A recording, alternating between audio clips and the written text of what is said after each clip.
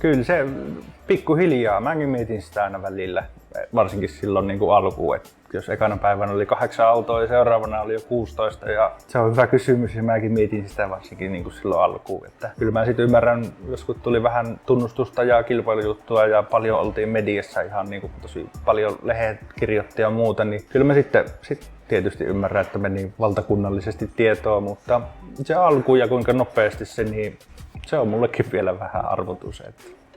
Perustaa yritys tänne oli alkuun, ei voi sanoa vahinko, mutta pieni sattuma kuitenkin, että mä olin tuosta ohi ajelemassa. Huomasin tuossa kylti, että vuokrataan pieni mökki tästä tien varrelta. Ja siihen tartuin, kävin nappaas kuvaa puhelinnumeroista ja kurkin vähän ikkunoista. Ja siinä vaiheessa mä etsin tilaa vähän erilaiseen yritykseen, eli semmoiseen catering, priva, kokki firmaan. Ja tää oli aika sopiva siihen ja sopiva hintainen siihen tilanteeseen. Ja tulin tätä kattoon parin päivän päästä ja siihen hommaan tän vuokrasin. Tilanne tuossa muuttui, kun nurkkapäivässä istuin silloin, että pitäisikö sittenkin kaivella vanhasta vihkosta semmonen ruokarekka-idea ylös ja ruveta tekemään hyviä burgereita.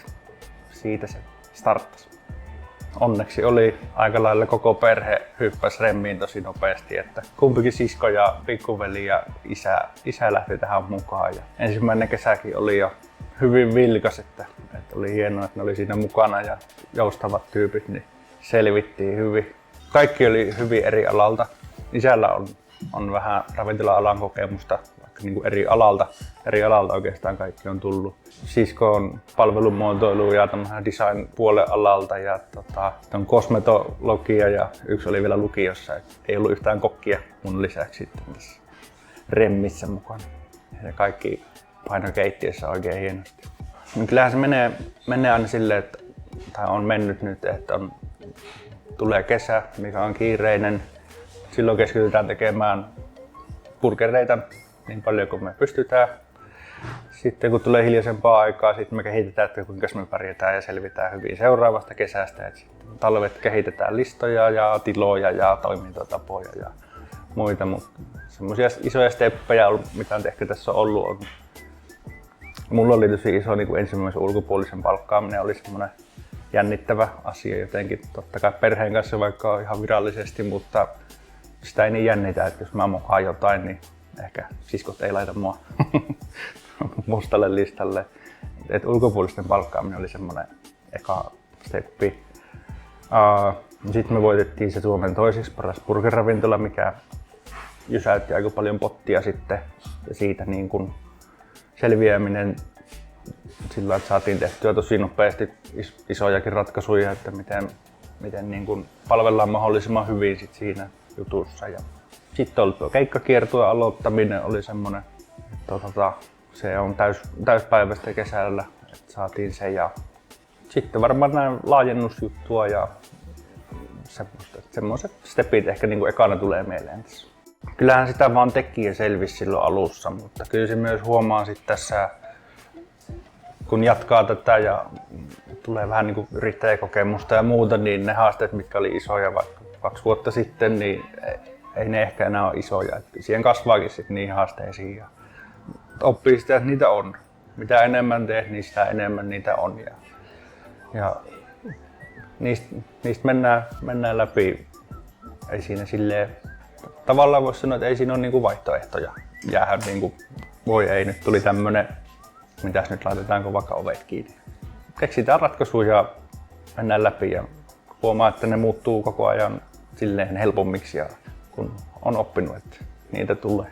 No, Suomen burgeriskene on tosi korkealaatuinen nykyään. On älyttömän paljon niinku top 20 burgeriravintolaa, niin ne on kaikki, tai top 50kin, niin tosi hyviä.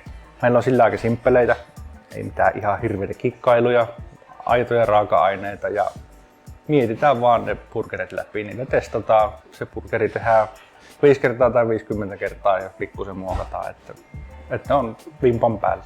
Meillä se on ehdottomasti testaamalla. Laitan ihan pelkkiä raaka-aineita vuoden ympärillä niin kuin ylös. Hei, mitenköhän tää toimisi ja muuta. Ja niin kuin nytkin me mennään tonne tukkuun ja kauppaan ja ostetaan nämä raaka-aineet ja lähdetään testaamaan. Tehdään burgeria toisensa perään.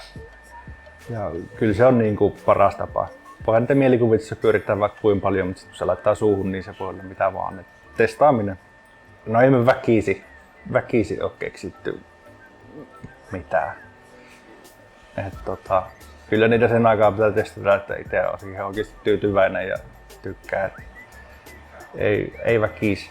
Kyllä meillä oli alkuun varmasti niin kuin ihmiseltä ihmiselle oli pääjuttu. Että kyllä me panosteltiin someen, sosiaaliseen mediaan silloin aluksi, mutta kyllä niin kuin kuultiin koko ajan sitä, että niin kuin, hei mä kuulin mun kaverilta tai naapurilta, että täällä oli hyvää, ne kävi syömässä. Että kyllä se semmonen suusta suuhun jutskaali, missä varsinkin alkuun se lähti kaikissa eniten. No siihen asiaan sinänsä voi panostaa kun muuta kuin, että tuote on hyvää ja sillä lailla, että ihmiset siitä kertoo, mutta sosiaalinen media oli kyllä semmoinen, että niinku pyrittiin, että tehdään siitä semmoinen laadukas ja erottuva, että välttämättä puhutaan tienvarsipaikoista ja muita, niin harvoin on niinku siihen panostetaan välttämättä kovin paljon. Niin kyllä se oli selkeä, että siihen panostetaan alkuun mahdollisimman paljon. Hankasalmi oli mulle ihan uusi paikka silloin kun aloitin, olin käynyt, mutta en tiennyt hirveästi ja näin, mutta on silleen todennut, että on tosi hyvä paikka.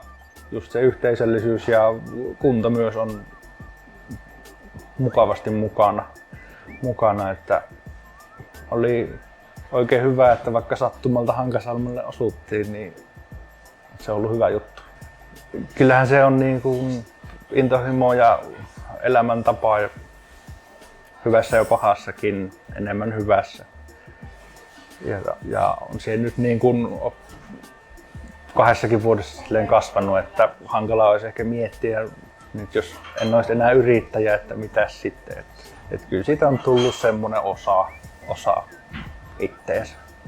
Ehkä tässä vaiheessa silleen aika varovasti ja tähän mennessä en ole pitkään harkinnut mitään tai ollut varovainen, mutta nyt ehkä vähän silleen, että täytyy olla vähän tarkempi, että mitä seuraavaksi tehdään. Et vähän kehitetään just tätä paikkaa ja tämän paikan menua nyt seuraavaksi ja katsotaan sitten idean vihkosta, että lähdetäänkö tekemään jotain isompaa. Jonkun pop-up olisi ainakin kiva tehdä, tämmöinen niin kuin nopeammallakin aikataululla talven aikana. Viime vuonna tehtiin 1 ja siitä voisi tehdä tavaa, että lähdetään tekemään taas joku pop-up. Pääsee itsekin tekemään, vaikka en ole kyllästynyt burgerin tekemiseen, mutta se silti kiva tehdä jotain muutakin.